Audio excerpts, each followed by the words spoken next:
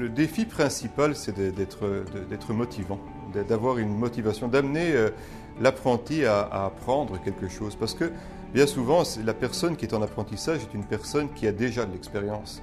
Je trouve que moi, depuis que je prends la formation ici à mon entreprise, j'ai développé beaucoup de techniques que je n'avais pas pris ailleurs. Parce que où est-ce que j'avais travaillé dans une autre boulangerie, j'avais appris ce qu'on appelle sur le tas. Là, ici, j'ai appris beaucoup plus de techniques directes avec mon employeur. Ce qu'on veut de toute façon, c'est un produit qui répond à un standard.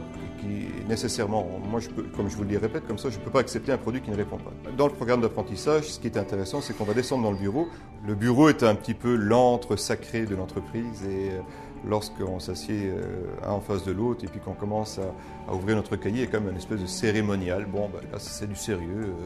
J'aime revoir un tout petit peu, réétudier, revisiter certaines techniques que je n'utilise pas, mais que je me dois de faire connaître à l'apprenti. Donc, c'est aussi un gain pour le compagnon parce que c'est une formation où on va un peu plus loin. Selon moi, le message qu'une compagnie nous envoie, qui investit sur nous dans la formation, c'est qu'il nous considère plus qu'un numéro. Puis ça nous aide à progresser dans l'entreprise, ça nous donne une vision de carrière pour cette entreprise-là. Puis c'est une belle façon de nous remercier en investissant sur nous, en nous faisant confiance.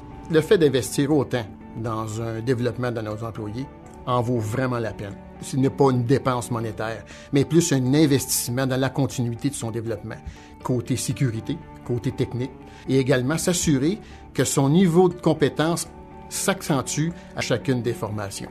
Fait que c'est le plus grand avantage à en tirer pour avoir une force du département de service, d'avoir des techniciens bien formés.